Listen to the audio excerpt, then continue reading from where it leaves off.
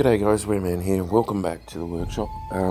Today I thought I should probably get into some actual scenario stuff, but I want to start off simple. One of the things that I'm trying to do is have the actual scenario ready when I'm talking about it, and that's it's a little bit difficult for me to do because I'm a world-class procrastinator, so typing it all out and getting it all ready can be a little time consuming for me. But what I'm doing is trying to build up to some bigger ideas.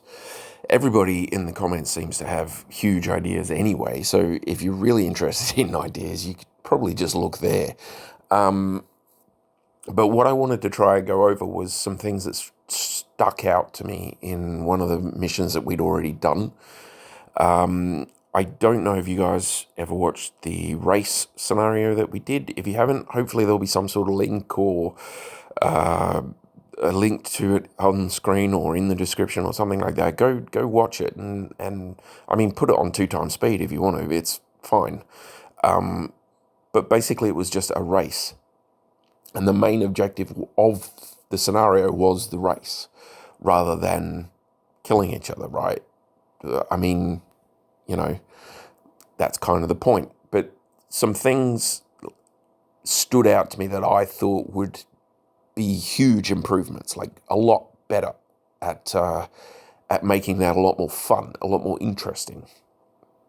And what I'm really looking at was two things specifically. I'll talk about one now and one in the next one, but this was just stuff that stood out. I thought that would make it more. It would make it better. It would make it more interesting. And this race doesn't, if you instigate this first one, which is rolling maps, then it doesn't have to be just two-player. You can have whoever turns up on the day play this particular game, or you could use it as an actual scenario rather than just a race for the sake of a race. You can have it be like the scouts need to get away sort of thing, right?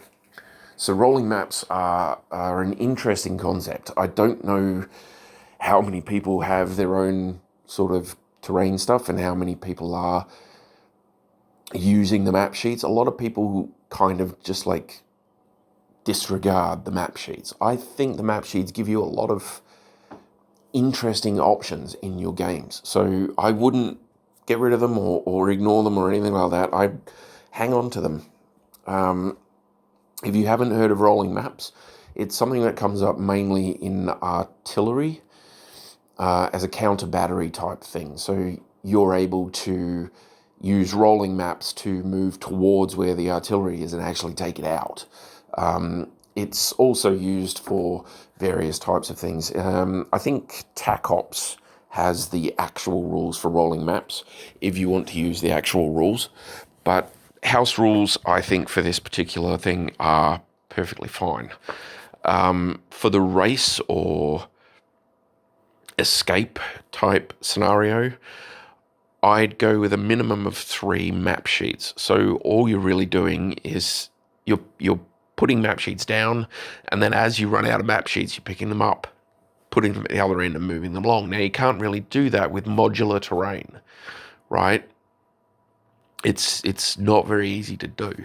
The battle boards that Hutch has made, we could probably do rolling terrain with them. Might be a little bit more difficult, and I think we've only got 2 of them at the moment, but you could technically do it with battle boards, like an actual map board. But the modular terrain would be very difficult to do. You'd need a big, like, almost conveyor belt of hex type thing. The map sheets, very quick, very easy. You don't need a hell of a lot of space. They're only 17 hexes. It's only like, a couple of A4 sheets together, and it doesn't need a lot of space. I would play with a minimum of 3. You could do it on 2, but it would be far too easy to outrun people on 2. And there's a matter of timing. So what I'm thinking is if you put 2 maps down to start with and put them short end to short end, so it makes one long strip of land, right? And you start at one end of that long strip And like I say, you can have as many people as you want. You can have a half a dozen people all playing at once, right? And you're allowed to shoot, you're allowed to fire, you're allowed to do whatever you want to do. You move forwards. You try and get off the far end of the map, right? Once you've all made your way up to the far end of the map and somebody steps off, you pick up, well, you put down your third sheet, right? And then you let people go off the map wherever they want to. And as soon as somebody moves off the map, you pick up one of the maps at the back and you put it where they've gone off the edge, if you see what I mean, right? And anyone who was still on that last map, that rear map sheet, is out of the race, right? You're gone, right? And like I say, you could do that with. So if you run all the way to the end of that, go off that, put one down there, and then you're feeling sneaky, so you run off the long end, which is only a few hexes away, and then you pick one up, right? If people aren't keeping up with you, you've knocked out a fair few people. It opens up some strategy for people. You could let them put the maps down in any orientation they like, as long as it's like the hexes match up on the sheets. So that could be interesting. But that basically just picking up and putting down, all you have to do is get the timing right. So do you pick up the rearmost sheet immediately that somebody steps off the board so that they can continue their move? Is that how you do it? Right? Because that means that there could be people on that last sheet that haven't had a chance to move yet that are being eliminated, right? Or do you hold the unit that moved off, you hold their movement until everybody else has moved, and then you pick up the last sheet, you put it there, and you let them continue their move first, and then anybody else who got backed up on that section continues their move as well.